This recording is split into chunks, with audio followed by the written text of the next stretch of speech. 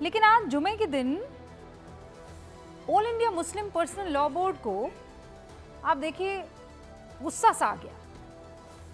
गूंज में आज इसी पर बात करनी है। All India Muslim personal law board के अध्यक्ष मौलाना खालिद सैफुल्लाह रहमानी एक बयान देते हैं। रहमानी साहब कहते हैं, शब्दशः आपको बता देती हूं, वो कहते हैं कि हिंदुस्तान के हालात बहुत खराब है। अल्पसंख्यकों पर जुल्म अपनी इंतहा को पहुंच चुका है। हमारी मस्जिदें निशाना बन रही हैं, हमारे मकानों को बुलडोज किया जा रहा है, मस्जिदों से माइक बंद किए जा रहे हैं और जुल्म के नए नए हथकंडे अपनाए जा रहे हैं। यानी all India Muslim personal law board के अध्यक्ष को या all India Muslim personal law board को लगता है कि भारत में मुसलमान खतरे में है। ऐसे में मेरा सवाल all India Muslim personal law board के अध्यक्ष मोहतरम मौलाना खालिद सैफुल्लाह रहमानी जी से है। जनाब, आपके इस बेतुके बयान के पीछे कोई तो ठोस वजूहात होगी ना, कोई तो रीजनिंग, कोई तो एक्सक्यूज। भाई, किसी भी देश में कोई धर्म या जाति खतरे में है, ये कैसे पता चलता है? मैं दर्शकों से भी पूछ रही हूं, कैसे पता चलता है? इसका कोई पैमाना होता होगा ना, आपको पता लग जाए कि नहीं, ये फला लोग बहुत खतरे में हैं, इनके साथ ठीक नहीं हो रहा है। जैसे म्यांमार में खतरे में रोहिंग्या, तो पलायन शुरू हो गया, यहां घुसपैठ होने लगी। हम मानकर चलते हैं कि उनको वहां पर खतरा हुआ तभी वो अपनी जमीन छोड़कर जा रहे हैं, वरना कौन जाएगा? तो पलायन एक पैमाना हो सकता है। बांग्लादेश, आप देखिए कैसे मुसलमानों ने हिंदुओं पर हमला किया। ये या फिर इसे मैं बेहतर तरीके से रखना चाहूं कि सबको पसंद आ जाए, तो बहुसंख्यक जब अल्पसंख्यक पर हावी हुए तो पूरे देश में खून खराबा हुआ, याद होगा आपको। हमें समझ में आ गया कुछ गड़बड़ है। एक के बाद एक तस्वीरें आने लगी। पाकिस्तान में अहमदिया जो होते हैं, शिया और ऐसे बहुत से फिरके, हिंदू, उन सब की आबादी घटी, तो ये एक और पैमाना। अफगानिस्तान में हिंदू और सिखों पर अत्याचार हुआ तो दोनों धर्म की आबादी घटते घटते विलुप्त होने के कगार पर पहुंच गई। तो ये पैमाने हैं। तो यहां ये कोई पैमाना आपको होता हुआ दिख रहा है क्या, अध्यक्ष मोहतरम? क्या मुसलमानों की आबादी घटी है? क्या मुसलमान यहां से पलायन कर रहे हैं? क्या मुसलमान के खून खराबे की तस्वीरें पूरे देश में अलग अलग कोनों से आपको दिख रही है, जैसे बांग्लादेश में दिख रही थी हिंदुओं के साथ जब अत्याचार हो रहा था? तो फिर सबसे ठोस तो यह है कि आपकी आबादी घटनी चाहिए। 1951 में भारत में मुस्लिम आबादी 9.8% थी। 2011 में यह बढ़कर होती है 14.23%, 14%। और उसके बाद तो कोई जनगणना हुई नहीं है, लेकिन कहा यह जा रहा है कि आबादी लगभग 20% को पार कर चुकी है। यानी आबादी के पैमाने पर all India Muslim personal law board की बात बिल्कुल झूठ साबित होती है। अब दूसरे पैमाने पर आइए, अगर किसी समाज या धर्म को सरकार या सिस्टम टारगेट करेगी तो क्या होगा? उस समाज या धर्म के लोगों की संख्या हर सरकारी योजना में कम हो जाएगी। भाई, हमको ये लोग ना पसंद है, हम अपनी सरकारी योजना इनके साथ नहीं बांटेंगे, राइट? कोई सरकारी योजना का लाभ नहीं मिलेगा, मतलब कागजों में तो दिख जाए लेकिन यूं ना मिले। लेकिन ऐसा है क्या? 31 मार्च 2022 तक देश में 68 लाख मकान पीएम आवास योजना शहरी के तहत बने। कितने? 68 लाख। और मुसलमानों को कितने मिले? 14,13,000। इसका परसेंट कितना हुआ? 20.77%। और देश में मुसलमानों की आबादी इस लिहाज से देखें तो 14.23%। बताइए, मुसलमानों के साथ जुल्म हो रहा है। प्रधानमंत्री मुद्रा योजना, इसके तहत कुल 21,67,000 लोन बांटे गए। इसमें 4,32,000 जो लोन है वो अल्पसंख्यकों को मिला। यानी कितना परसेंट हुआ? 20%। मुसलमानों पर जुल्म हुआ। 2016 में भारत में कुल 67,215 मुस्लिम सरकारी शिक्षक हुआ करते थे। इसकी संख्या 2021 में बढ़कर 314 हो गई। बीजेपी कार्यकाल में तो मुसलमानों पर अत्याचार अगर हो रहा है तो फिर शिक्षकों की भर्ती ये बढ़ कैसे गई? इनको तो साइड में रखना चाहिए था ना। फिर 2015 और 16 में उच्च शिक्षा हासिल करने वाले मुसलमानों की संख्या 16,13,710 थी। नोट कर लीजिए इन सारे नंबरों को। 2020 में यह संख्या बढ़कर हो गई 21 लाख के पार। लेकिन कहने को मुसलमानों पर अत्याचार हो रहा है मोदी काल में। 2014 में 1236 में से सिर्फ 38 मुस्लिम छात्र छात्राएं यूपीएससी पास कर पाई थी, लगभग 3% केवल। और 2024 में 1016 सफल छात्र छात्राओं में 51 आर मुस्लिम, यानी बढ़कर संख्या 5% हुई। बहुत ज्यादा नहीं बढ़ी है, कोई आपको ताली बजाने की जरूरत नहीं है। मैं तो कह रही हूं कि ये तो खतरे में जो बता रहे हैं, तो खतरे में तो ये संख्या घटनी चाहिए ना। All India Muslim personal law board के मुताबिक मुसलमानों पर बेइंतहा जुल्म हो रहा है, तो ये कैसे मुमकिन है कि उनकी जिंदगी बेहतर हो रही है?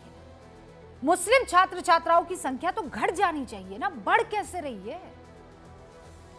यानी भारत में मुसलमानों पर अत्याचार की बात अगर मैं इन पैमानों पर देखूं तो कहीं खरी नहीं उतरती। तो all India Muslim personal law board ऐसा क्यों कह रहा है? मैं तो all India Muslim personal law board से पूछना चाहती हूं कि खतरे में मुसलमान हैं कि खतरे में आप हैं, आप जैसे धर्म के ठेकेदार हैं?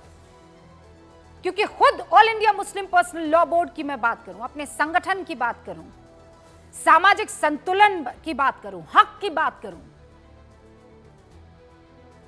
12 अधिकारी हैं इस संगठन में, एक बुर्का नशी तक नहीं। एग्जीक्यूटिव कमेटी में 46 मेंबर हैं, सिर्फ 4 महिला सदस्य हैं।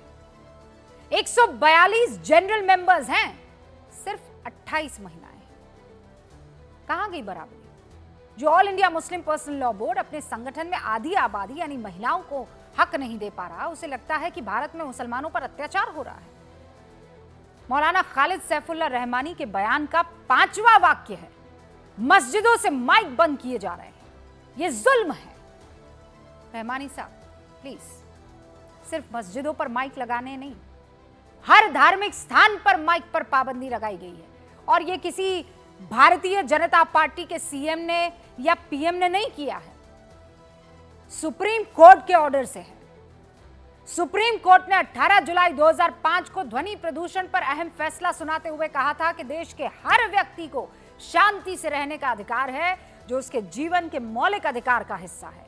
तत्कालीन चीफ जस्टिस आरसी लाहौटी और जस्टिस अशोक भान की खंडपीठ ने यह आदेश दिया था।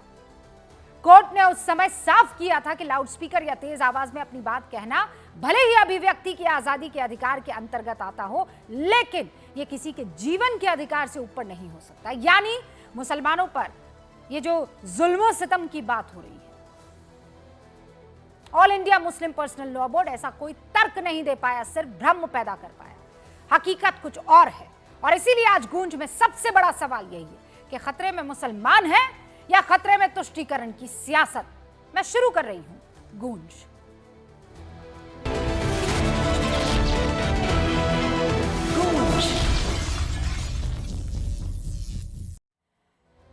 हर मसले पर बातचीत करने के लिए सारे खास मेहमान हमारे साथ जुड़ चुके हैं, लेकिन देश की राजधानी दिल्ली के गृह मंत्री आशीष सूद साहब हमारे साथ जुड़ चुके हैं। मत भूलिए कि रोहिंग्या को लेकर इस वक्त ताबड़तोड़ कार्रवाइयां चल रही है और साथ में ये एक के बाद एक बयान आ रहे हैं वो अलग। आशीष जी, बहुत बहुत स्वागत है आपका। आज 16वां दिन है, भारतीय जनता पार्टी ने इतिहास रचा, सरकार बना ली, लेकिन रोहिंग्या पर जो काम हो रहा है ये भेदभावपूर्ण है या इसके पीछे कोई ठोस रणनीति है, जैसा विपक्ष आरोप लगाता है?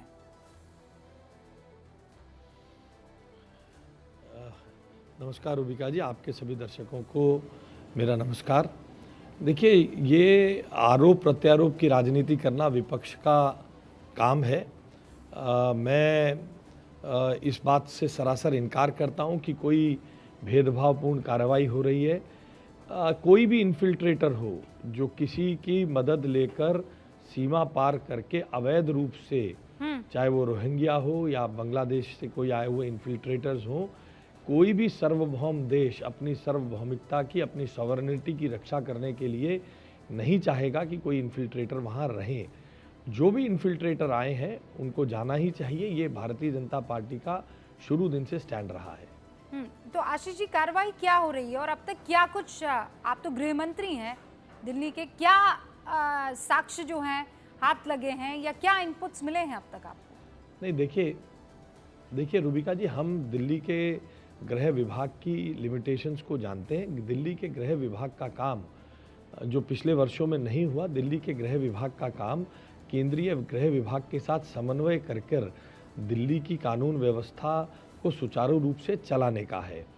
केंद्रीय गृह मंत्रालय, दिल्ली पुलिस इसके संदर्भ में समय समय पर जो कार्रवाई कर रही है, उसमें हमारे गृह विभाग की जो भूमिका है, उस कोऑर्डिनेशन को हम उस कोऑर्डिनेशन के माध्यम से, डीएम कार्यालयों के माध्यम से जो कानून व्यवस्था को सुचारू रूप से चलाने का हमारा प्रयास है और हम उसमें अपना कंट्रीब्यूशन कर रहे हैं। हमारे दिल्ली के गृह विभाग की एक लिमिटेड भूमिका है, हम उसको अच्छी तरह समझते हैं। हमारा काम केंद्रीय गृह विभाग के साथ समन्वय को स्थापित करके दिल्ली की जनता को अच्छी कानून व्यवस्था देना है। आज जो हमारा विषय है आशीष सूद जी, आपने सुना भी होगा, all India Muslim personal law board के अध्यक्ष ये कह रहे हैं कि इस देश में मुसलमान अब बहुत इंतहा हो गई है उनके ऊपर अत्याचार की, हद हो गई है। चाहे वो लाउडस्पीकर हो मस्जिदों के या फिर कोई और जगह, वहां पर मुसलमानों को किसी तरह का कोई जस्टिस नहीं मिल पा रहा है। आपकी इस पर प्रतिक्रिया क्या है? देखिए, देश में कुछ वर्ग ऐसे हैं, कुछ लोग ऐसे हैं जो इस प्रकार का भय का वातावरण बनाकर राजनीति करते हैं। मैं ऐसी राजनीति पर बहुत टिप्पणी नहीं करना चाहता हूं। नरेंद्र मोदी जी की सरकार देश में और दिल्ली में नरेंद्र मोदी जी के मार्गदर्शन में, रेखा गुप्ता जी के, आदरणीय मुख्यमंत्री जी के नेतृत्व में जो सरकार चल रही है, वो सबका साथ, सबका विकास, सबका प्रयास और सबके प्रयास से देश के विकास को आगे ले जाने का काम करती हैं। जो लोग इस प्रकार की बातें करते हैं वो आज तक ये साक्ष्य, मैं अपना वाक्य 2 सेकंड में पूरा करता हूँ, वो आज तक ऐसा साक्ष्य प्रस्तुत नहीं कर पाए कि देश में किस स्कीम के तहत, किस स्कीम में ये डिस्क्रिमिनेशन हुआ, कि ये स्कीम क्या प्रधानमंत्री आवास योजना में हुआ, क्या उज्ज्वला योजना में हुआ, क्या हर घर जल योजना में हुआ, किसी स्कीम में वो डिस्क्रिमिनेशन के बारे में आज तक कोई साक्ष्य पेश नहीं कर पाए हैं। केवल रिटॉरिक्स पर जवाब देने का कोई लाभ नहीं है। लेकिन आशीष जी, इन्होंने अभी जब ये बयान दिया तो इन्होंने कहा हम कूच करेंगे, ठीक है, शब्दशः वो नहीं था, लेकिन उनके कहने का माने ये था कि हम जो है जंतर मंतर जाएंगे। 12 तारीख को जंतर मंतर, 13 को होली है। आपके पास तो गृह विभाग, 14 को होली है और 13 को वो वहाँ पहुँच रहे हैं, माफ़ी चाहती हूँ। आप तो गृह विभाग को बहुत अच्छे से संभाल रहे हैं, पुलिस और प्रशासन, और ऊपर से all India Muslim personal law board के अध्यक्ष की ये चेतावनी कि हम जाएंगे जंतर मंतर, क्या कहेंगे आप?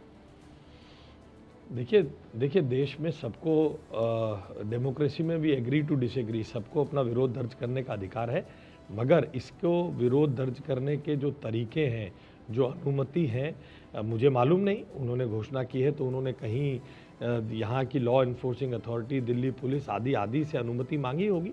अगर कोई अनुमति है तो कानून व्यवस्था के नाते उसको तरीके के साथ करवाया जाएगा, नहीं तो उनसे जो लॉ इन्फोर्सिंग अथॉरिटी है योग्य बातचीत कर ही रहे होंगे। आशीष जी, देखिए, मैं दोबारा दिल्ली पर लौट कर आ रही हूँ और उसके बाद ये डिबेट मैं शुरू करूँगी। आप भी जानते हैं कि आपको 27 साल के बाद ये सत्ता मिली है। एक के बाद एक आम आदमी पार्टी पर अटैकिंग मोड पर भारतीय जनता पार्टी इस वक्त नजर आ रही है। अरविंद केजरीवाल और पंजाब में उनकी सत्ता, आपको लगता है कि आपने जो स्ट्रैटेजी बनाई है कि एकदम खात्मा हो जाएगा आम आदमी पार्टी का, आप कर पाएंगे? देखिए, हम तो डेमोक्रेसी में विश्वास रखने वाले हैं। अच्छा विपक्ष रहे, मगर वो विपक्ष अपनी अच्छी भूमिका अदा करे, विपक्ष बचा रहे और वो खड़े रहें, ये उनको अपने कदमों पर खड़े रहकर अपने मुद्दों पर जनता के साथ जुड़ने का काम है। विपक्ष की पार्टियों को चलाने का काम भारतीय जनता पार्टी का नहीं है। वो बचेंगे या नहीं बचेंगे वो उनकी पार्टी, उनका इंटरनल सिस्टम और उनका जनता के बीच स्वीकार्यता बताएगी। भारतीय जनता पार्टी या दिल्ली सरकार के मंत्री होने के नाते मेरा काम उनकी पार्टी को चलाना या उनके लिए स्पेस क्रिएट करना नहीं है। हम तो केवल इतना जानते हैं, दिल्ली की जनता, क्योंकि प्रधानमंत्री जी ने सैकड़ों बार दोहराया है कि जिसने जिसका जितना लूटा है उसे लौटाना पड़ेगा। अगर दिल्ली की जनता का पैसा लूटा होगा उसे लौटाना पड़ेगा। अब दिल्ली की जनता तो ने उस विक्टिम कार्ड की एक्सपायरी डेट 16 दिन तो 8 हो ही फरवरी गए को सुनिश्चित कर दी है। और मैं जानती हूँ कि आप लोग डे 1 से बड़ा वर्किंग मोड में आ गए हैं। मतलब 27 साल बाद जो हासिल हुआ है आपको, आप जानते हैं कि उसको किसी भी कीमत पर हटाना नहीं है, गंवाना नहीं है। तो आप लोग तो डे 1 से काम पर लग गए हैं। डे 1 से आपने वो आयुष्मान योजना वगैरह लागू भी कर दी थी। इन 16 दिनों में आपके पास क्या हकीकत आपने देखी है जिसे देखकर आप चौंक गए ऑन अ पर्सनल लेवल आम आदमी पार्टी की गवर्नमेंट को लेकर? देखिए, मैं बड़ा अचंभित हूँ। कई वर्षों बाद दिल्ली में केंद्रीय गृह मंत्रालय में आदरणीय अमित शाह जी ने दिल्ली के गृह विभाग के साथ एक लंबी चर्चा की, समन्वय की बैठक हुई। रूबिका जी, मैं सच में हतप्रभ हूँ। उस बैठक से निकलने के बाद कई घंटों तक मेरे रोंगटे खड़े रहे कि ऐसी पेशाचिक प्रवृत्ति के साथ कोई दिल्ली का प्रशासन कैसे चला सकता है। दिल्ली में ट्रैफिक जाम लगता है। केंद्रीय गृह विभाग ने सैकड़ों बिंदु ऐसे बताए। केंद्रीय गृह विभाग आदरणीय अमित शाह जी के नेतृत्व में दिल्ली की सरकार को दिल्ली पुलिस के माध्यम से अन्य एजेंसियों, भाई ये बस स्टैंड थोड़ा दूर कर दीजिए, ये रोड यहाँ से बंद करके यहाँ से, ऐसे सैकड़ों बिंदु बताए गए। मगर दिल्ली की सरकार ने कभी उन पर काम नहीं करने की कोशिश की। एक मेस क्रिएट रहे। सैकड़ों पॉइंट्स पावर जहां पर वाटर लॉगिंग होती है, दिल्ली की सरकार को बताए गए। They refuse to share the further points. मैं हतप्रभ हूं, कैसे कोई जनप्रतिनिधि, कैसे कोई प्रशासन इतना कैलेस रवैया, इतना असंवेदनशील रवैया अपनाए रख सकता है। और जो हमने सीएजी रिपोर्ट में इनके बारे में पढ़ा, मतलब पैरों के नीचे से हर पन्ने पर भ्रष्टाचार की ऐसी इबारत। एक बोतल पर मतलब एक सुनिश्चित मुनाफे को 5% से बढ़ाकर 12% कर देना। एक मोनोपोली, आपके अरबों दर्शकों में लोग व्यापारी होंगे, 5% मुनाफा मिलता है। मगर एक मोनोपोली टाइप का बिजनेस है जो शराब की दुकान चलाने का बिजनेस जो केवल केंद्र राज्य सरकार करेगी। राज्य सरकार के उससे कोई 100, 200, 300 दुकान करेंगी। आपने 5% से बढ़ाकर मुनाफे को सीधा 12% कर दिया। कल्पना करिए, 536 रुपए की एक बोतल पर 300 रुपए मुनाफा देना। हाँ मंत्री जी, अब वो तो लागू नहीं हुई। अब आपकी सरकार आ गई है। लेकिन मैं वो तो हाँ, मेरा बस अब एक अंतिम सवाल आशीष जी, और वो सवाल ये है कि आप कह रहे हैं कि बहुत तबाही मचाई हुई आम आदमी पार्टी ने, तो आप लोगों ने कोई टाइम फ्रेम तो होगा ना, क्या करेंगे? मतलब आप कह रहे हैं गड्ढा खोद दिया है, तो भाई पहले तो गड्ढा भरना पड़ेगा। आपके पास तो 5 ही साल है और आपसे उम्मीदें बहुत सारी हैं दिल्ली की जनता की। कहा है भाई हमने आपको इतने वोट दिए हैं, इतनी सीटें दी हैं, तो सबसे पहले ये बता दीजिए, शुरुआत के 101 दिनों में ऐसा क्या बदलाव देख लेंगे हम दिल्ली में? देखिए, हम उस उम्मीदों का सम्मान करते हैं और हम जानते हैं कि वो हमारा टेस्टिंग समय है। देखिए, सबसे पहले आने वाले समर के इस कालखंड में बिजली की व्यवस्था, पानी की व्यवस्था सुचारू रहे। आप जल बोर्ड घाटे में है, दिल्ली की पावर डिस्कॉम्स भयंकर कर्जे में सरकार खजाने को खाली करके छोड़कर गई है। सबसे पहला काम है कि इस गर्मी के मौसम में पानी और बिजली की सुचारू व्यवस्था। मैं रूबिका जी, आप हैरान होंगी, 38,000 करोड़ रुपए के करीब जो जीएसटी कंपनसेशन इस सरकार को मिला, उसको किस प्रकार से बांटकर अबा तबा जाकर खजाने खाली हैं। हजारों करोड़ रुपए का घाटा जल बोर्ड में है। रेगुलेटरी एसेट्स के माध्यम से हजारों करोड़ रुपए का कर्ज दिल्ली वासियों पर बिजली के विभाग में ये सरकार छोड़ के गई है। मैं आपको बहुत दृढ़ता और पूरी कन्विक्शन के साथ मैं आपसे केवल इतना कहना चाहता हूँ, हाँ हम जानते हैं हमारे पास बहुत बड़ा बहुत बड़ा एक उम्मीदों का माला हमारे गले में डली हुई है और हमें उसको पूरा करना हमारी जिम्मेदारी है, क्योंकि इन उम्मीदों की गारंटी आदरणीय प्रधानमंत्री जी ने दी है। आदरणीय प्रधानमंत्री जी के मार्गदर्शन में, आदरणीय रेखा गुप्ता जी के नेतृत्व में हम इसको पूरा करेंगे। उसके लिए हम दिन रात काम कर रहे हैं। Give us some breathing space, कुछ समय दीजिए। हम हर विभाग को देखकर कहाँ क्या करना है। मंत्री जी, आई एम सॉरी, बहुत जल्दी। मंत्री जी, I am sorry, breathing space नहीं, आपको इतनी स्पेस दे दी है दिल्ली में, अब नो ब्रीदिंग स्पेस। लेकिन बहुत बहुत शुक्रिया हमसे बातचीत करने के लिए। AQI तो अभी भी खराब है साहब, बस वही आपको ठीक करना है, और अगर वो ठीक नहीं हुआ तो आशीष जी मैं दोबारा हम आपको प्रयास यहीं करेंगे आप बुलाऊंगी। सबकी उम्मीदों पे।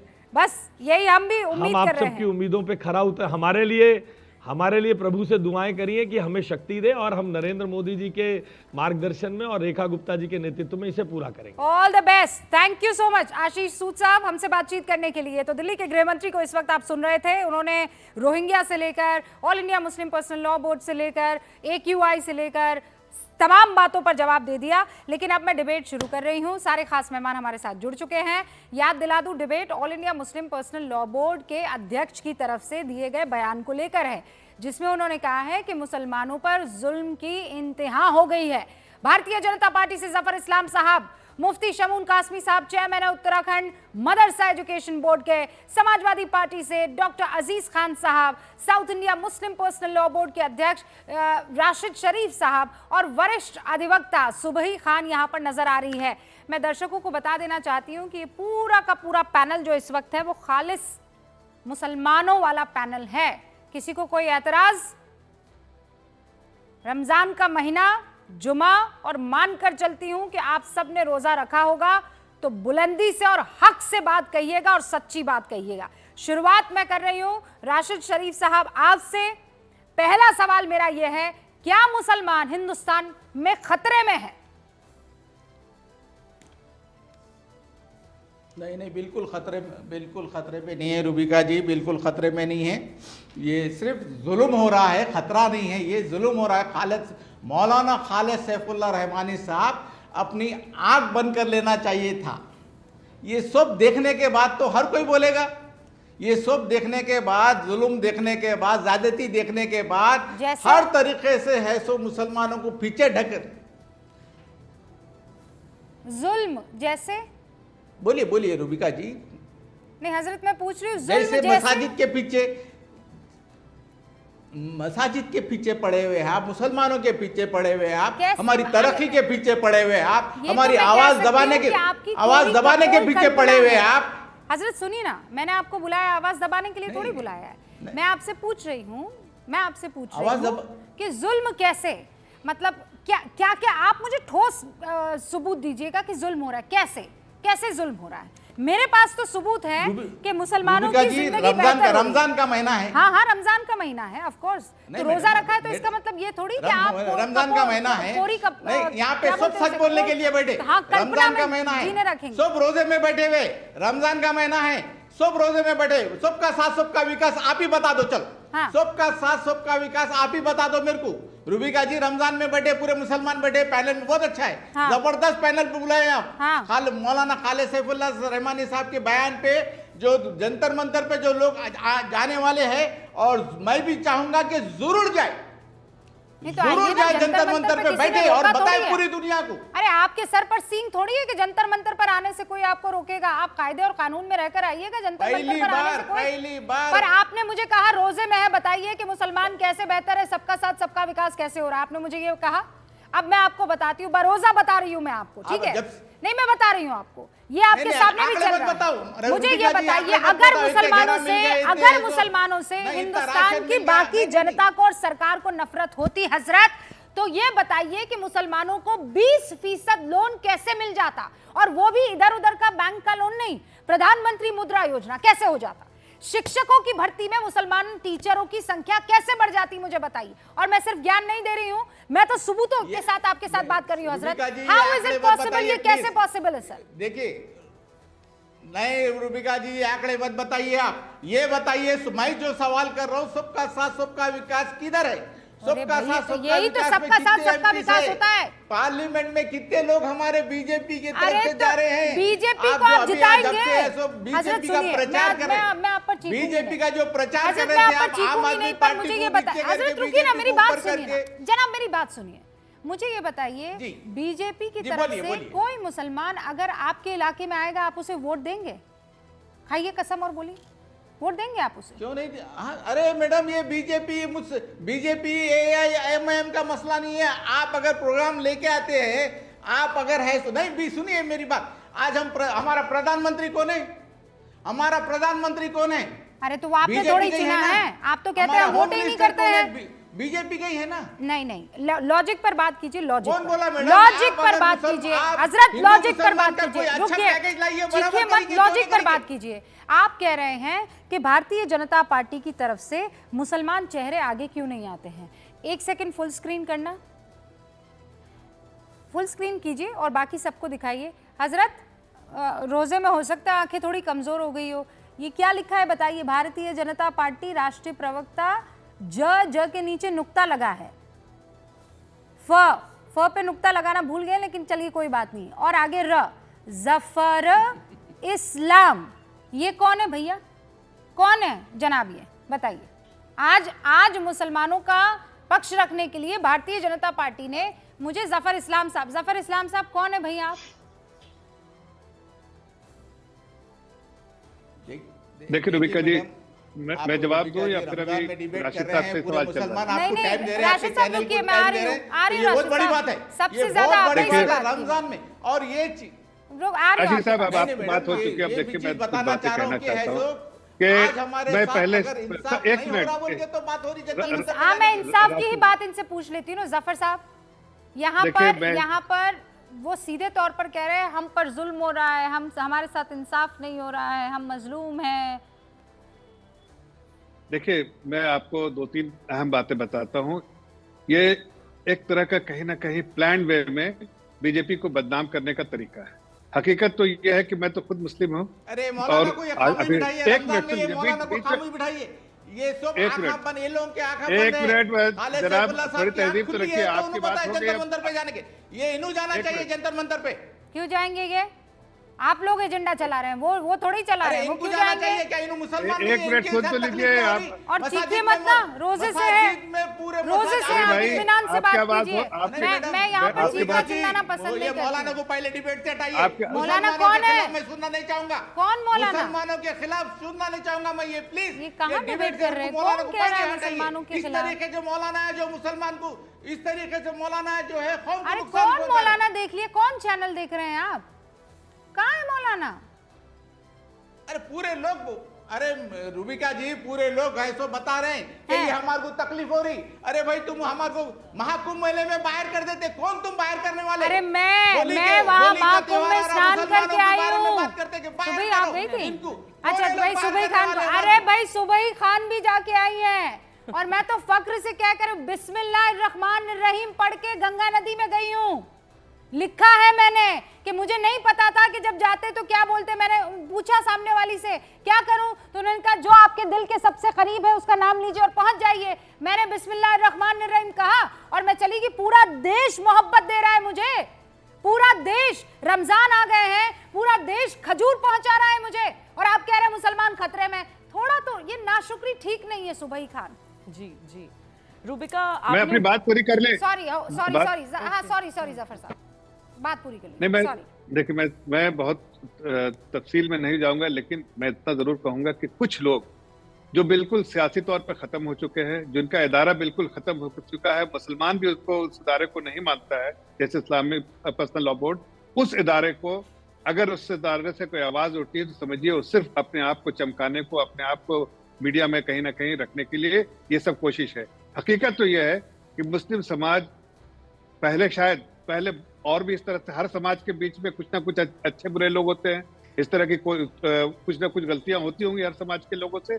लेकिन तब सोशल मीडिया का जमाना नहीं था, मीडिया का जमाना नहीं था, हर चीज सामने नहीं आती थी। लेकिन मैं आपको आंकड़े बताता हूँ मौलाना साहब, ये सुन लीजिए। आज मुस्लिम समाज सबसे बेहतर हालत में है।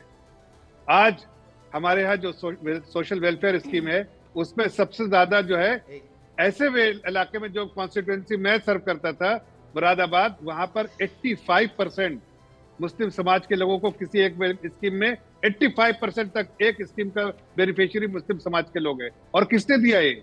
वहां के मुख्यमंत्री ने खुद से वहां पर जाके सारे जो बेनिफिशियरीज को उसके घर, चाहे घर की चाबी हो चाहे और भी कोई स्कीम का फायदा हो, वो खुद से जाकर दिया उन्होंने। मैं इतना कहना चाहता हूँ कि लेकिन जिस तरह की चीज आप कर रहे हैं उससे मुस्लिम समाज को आइसोलेट करने का तरीका है। मुस्लिम समाज और आइसोलेट होगा, समझना होगा ना, ये किसी और को नहीं समझना होगा। कब तक खेले नहीं कौम कब तक खिलती रहेगी इन राजनीतिक पार्टियों के हाथों में, all India Muslim personal law board के हाथों में, ये धर्म के ठेकेदारों के हाथों में। 10 सेकंड लूंगा रुबिका जी।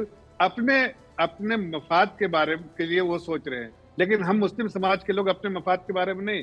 हमें मेन स्ट्रीम में जुड़ना है। हमें, अगर आप बीजेपी के बारे में इतने सारी बातें कहते हैं लेकिन बीजेपी को वोट देने के समय आप भूल जाते हैं। नहीं तो जफर साहब, वो काम तो आपको करना होगा ना, वो काम हम कर रहे हैं ना। तो आप, लेकिन हो पा रहा है कि नहीं, हो पा रहा है कि नहीं, इज अ बिग क्वेश्चन। एक सेकंड बस, सुबही खान, ये अब मुझे ये बताइए ना कि ये इन दोनों में से कौन सच है? आप देखिए वो जो एक साहब मुझे यहाँ लिख रहे हैं, मुश्ताक अंसारी, वो ये कह रहे हैं ऐसे डिबेट आप करती क्यों हैं? Debate generates debate. अरे भाई, देश लोकतंत्र है। जब कोई शख्स ऐसे डराने लगेगा, all India Muslim personal law board के अध्यक्ष कोई छोटी मोटी तो जगह है नहीं। हाँ, हम लोग नहीं माने अलग बात है, लेकिन छोटी मोटे ओहदा तो वो है नहीं। सुबह जब वो ये कह रहे हैं कि मुसलमान खतरे में हैं, तो आदमी बैठ के क्या करेगा? यही सोचेगा हाँ यार, बड़ा आदमी कह रहा है, कुछ तो बात होगी। जी देखिए रुबिका जी, आपने अब से पहले जो स्टेटमेंट बोली थी उसकी जो आखिरी लाइन थी वो बहुत वजनदार थी, उसको मैं रिपीट करना चाहती हूँ।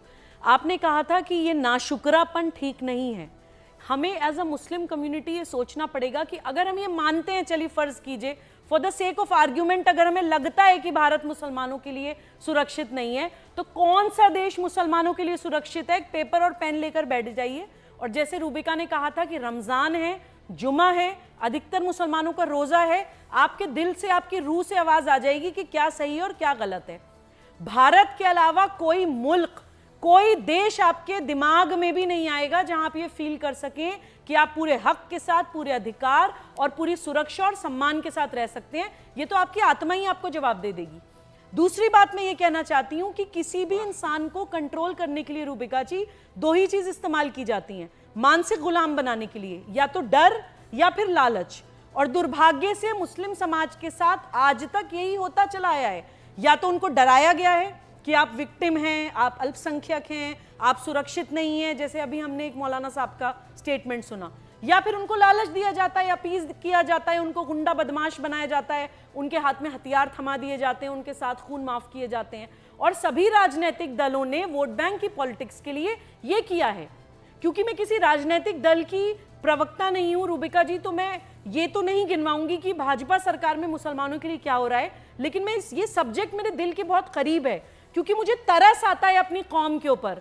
मुझे लगता है कि इतने बेवकूफ हैं क्या उनकी आत्मा, उनकी कॉन्शियंस इतना मर गई है कि वो सही और गलत में फर्क भी नहीं कर पाते हैं। कोई भी मौलाना आके इस्लाम के नाम पे कुछ भी करके उनको कहीं भी लिया चले जाता है। और एक बात मैं पूरी जिम्मेदारी के साथ बोलना चाहती हूँ रूबिका जी, कि आज मुस्लिम समाज से लोगों की कुछ शिकायतें भी हैं, क्योंकि मैं बैठती हूँ, मैं हिंदू समाज में भी बैठती हूँ, मैं मुस्लिम समाज में भी बैठती हूँ। जिन लोगों को आपसे शिकायतें, उनकी शिकायतें सुन तो लीजिए भाई। उनकी शिकायत सिर्फ इतना है कि जब कन्हैया लाल की गर्दन रेत दी जाती है ऑन कैमरा, तो आप एज अ कम्युनिटी सड़कों पे दिखाई क्यों नहीं देते हैं, ये कहने के लिए कि we condemn this act of violence. उन लोगों की शिकायत ये है कि जब जैशे मोहम्मद नाम का आतंकवादी संगठन चलता है हमारे प्यारे रसूल के नाम पर, तब हम जैशे मोहम्मद को एज अ कम्युनिटी बाहर आके कंडेम क्यों नहीं करते हैं। उन लोगों की शिकायतें हैं कि जब इस्लाम के नाम पर रेडिकलाइजेशन होता है, हमारे बच्चों को अलगाववादी, कट्टरवादी, आतंकवादी बनाया जाता है, तो हम क्यों नहीं बाहर आके बोलते हैं कि नहीं ये गलत है, this is not what my religion represents. हमारे प्यारे रसूल पैगंबर सल्लल्लाहु अलैहि वसल्लम ये नहीं सिखा कर गए थे हमें। जब हमारी छोटी छोटी बच्चियों को शरिया के नाम पे 12-12 साल की बच्चियों के साथ निकाह करके पॉक्सो एक्ट का वायलेशन किया जाता है, बच्चियों के साथ रेप किया जाता है, तब हमारे दिल का मुसलमान कहां जाता है? तब हमें क्यों नहीं लगता कि ये हमारी बच्चियां हैं? ये आरएसएस, बीजेपी, कांग्रेस, समाजवादी और एमएम का मसला नहीं है। ये मसला है कि कम्युनिटी के कुछ मुद्दे हैं जो हमें बैठ के सोचने पड़ेंगे। ऑलराइट, पर सुबह ही मामला तो वहीं पर आकर रह जाता है ना। इसको आइडियोलॉजी से जोड़ दिया जाएगा। समाजवादी पार्टी के राष्ट्रीय प्रवक्ता और मुफ्ती कासमी साहब भी हमारे साथ मौजूद हैं। मुझे ये बताइए, ये कब तक वोट बैंक की पॉलिटिक्स डॉक्टर अजीज खान चलती रहेगी? सच में मुसलमान खतरे में हैं? और खतरे में है तो मुझे एक फैमिली बता दीजिए जिसने पलायन कर दिया हो हिंदुस्तान से। अजीज भाई। देखिए रूबिका जी, मैं लगातार चीजों को सुन रहा हूँ बड़ी गंभीरता से, और बहुत सारी फहरिस्त आपने भी गिनाई और जफर भाई ने भी गिनाया कि मुसलमानों को आज फला फला चीजों में शेयर मिल रहा है। और माननीय प्रधानमंत्री महोदय ने ये बात पहले नारा घोषित कर दिया, सबका साथ सबका विकास। देखिए एक बात तो पहले स्पष्ट हो जाना चाहिए कि जो कुछ आप कर रहे हैं ये संविधान ने हक दिया है, उसमें आप बाइफर्केशन नहीं कर सकते किसी भी शख्स के साथ। एक बात। दूसरी बात, यहाँ लड़ाई इस बात की नहीं है। जो मौलाना खालिद सैफुल्लाह रहमानी साहब ने जो जिक्र किया है इस मुद्दे का, देखिए लड़ाई वकार की है, लड़ाई जमीर की है। आज जो हालात है इस मुल्क में, ये डराने का प्रयास किया जा रहा है। एक खास कम्युनिटी को डराया जा रहा है। कैसे? नहीं, ये सच है। एक खास कम्युनिटी को डरा, उन्होंने जो जिक्र किया। और बात रही जंतर मंतर पे, अगर जंतर मंतर पे अगर धरना प्रदर्शन की बात हो रही है और जाने की बात हो रही है, तो संविधान ने हक दिया है कि शांतिप्रिय ढंग से अपनी बात को रखा जाए। और अगर कोई संतुष्ट नहीं है, अगर उसको ऐसा लगता है कि हाँ, तो मैं पूछ रही हूँ ना आपको, कैसे लगता है आपको? वकार, ज़मीर, बड़े बड़े शब्दों का आपने इस्तेमाल किया है। मुझे ये बताइए ना, कैसे, क्या क्या क्या धमकाने की कोशिश की गई है मुसलमानों को? क्या ऐसा कर दिया है कि आपको लग रहा है कि मुसलमानों को कोने में धकेल दिया? मुझे बताइए ना, क्या एक लाइन बताइए मुझे। मैं आ रहा हूँ। आप जो मुसलमानों का, मुस्लिम कम्युनिटी का जो धार्मिक स्थल है, उनके तमाम ऐसी चीजें हैं जो उनके वकार और जमीन की लड़ाई से जुड़ी हुई है। कहीं ना कहीं उस पर बहुत सारी जगह है। मैं क्या नाम बताऊं? क्या आपको डिबेट करती है रोज, आपको पता है। क्या मेरी बात सुनिए, धार्मिक स्थलों को टारगेट करना, धार्मिक स्थलों को वो टारगेट नहीं कर रहे हैं। धार्मिक स्थलों को आपके मुगलों ने टारगेट किया है। नहीं, मुगलों ने, देखिए मुगल मेरे आइडियल नहीं है। हाँ, मुगल आपके आइडियल नहीं है। तो मुगल अगर कुछ गलत काम करके गए हैं तो आप उसे दुरुस्त करेंगे कि नहीं करेंगे? मुझे ये बताइए। नहीं, पहले मुझे ये बताइए। मुझे बोलने दे। नहीं अजीज भाई, मैं नहीं बोलने दूंगी। मेरी जगह, अरे आपकी जगह कैसे हो गई? वहां पे ज्ञानवापी मस्जिद है। ज्ञानवापी नाम क्यों है उस मस्जिद का? वहां पे तो मंदिर है ना प्रभु।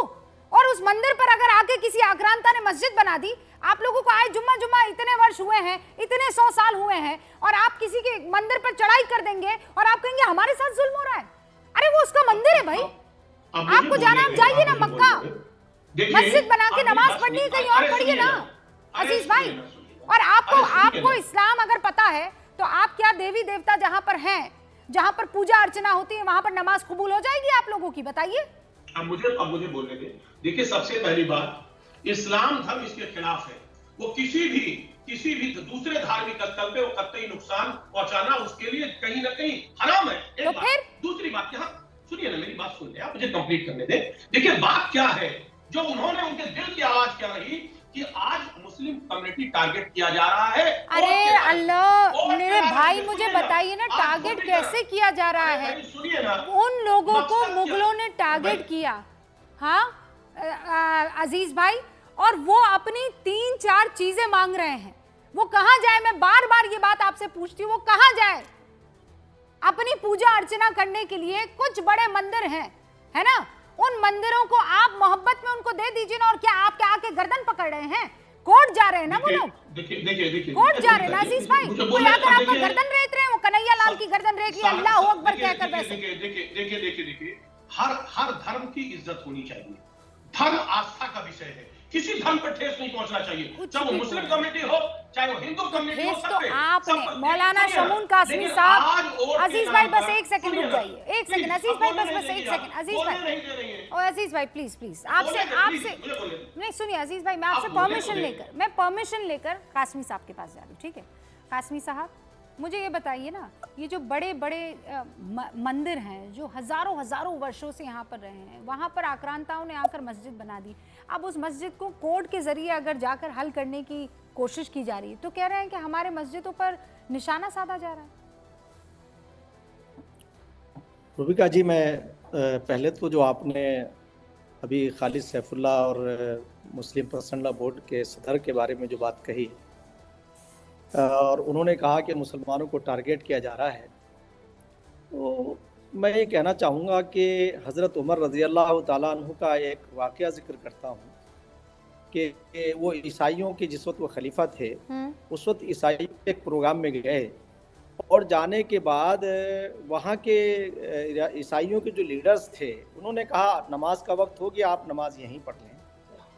तो उन्होंने वहाँ नमाज पढ़ने से इनकार किया और कहा कि देखो, कल आने वाले दिनों में लोग ये दावा करेंगे कि हाँ मुसलमानों के खलीफा ने नमाज पढ़ी है, तो उनकी दूरंदेशी देखिए कितनी दूरंदेशी थी। और मैं आपको ये कहना चाहूँगा कि रसूल पाक सल्लल्लाहु अलैहि वसल्लम, सारी दुनिया उनकी इज्जत करती है, सारी दुनिया उन्हें हीरो मानती है और हमारे हीरो भी वही हैं, और उन्होंने अपने ज़माने के अंदर कोई किसी की दिल आज़ारी नहीं की। अब मैं आपसे कहना चाहता हूँ कि जो 1947 के बाद से 60 साल कांग्रेस ने यहाँ सरकार चलाई और ये मुस्लिम पर्सनल लॉ बोर्ड और मुस्लिम जमातें उनके पीछे खड़ी हो गई और इन्होंने उनकी मीडिएटिंगशिप की और मुसलमानों को की ठेकेदारी की। आज इन्होंने 60 साल के अंदर मुझे एक बात बता दीजिए, क्या मुसलमान खतरे में हिंदुस्तान में? मैं 1 मिनट वही कह रहा हूँ, अब वही आ रहा हूँ। कौन सा एक ऐसा इदारा है जो निष्पक्ष तौर से, इस्लामिक तौर से वो रन कर रहा हो? इन्होंने बीजेपी का नाम लेकर के, आरएसएस का नाम लेकर के मुसलमानों को डराया, भयभीत किया और 60 साल कार्यकाल रहा सर। देखिए भय, ये डर जो सुबह ही कह रही है ना सर, उसी से बाहर आना है और दिमाग का इस्तेमाल करना है। ये नाक से सोचेंगे ना तो सब चीज़ ईगो में रहेगी, दिमाग से, ठंडे दिमाग से सोचेंगे और इन आंकड़ों को देखेंगे ना तो कुछ और तस्वीर नजर आएगी। बाकी लोकतंत्र है, जिसको जंतर मंतर जाना है जाए, लेकिन दिल से जरूर पूछे ये बात कि अगर जुल्म हुआ है तो वो कौन सा जुल्म हुआ है, बताएं तो सही। कोई बता नहीं पाया है। बहुत बहुत शुक्रिया आप सभी का। देखते रहिए न्यूज़ 18।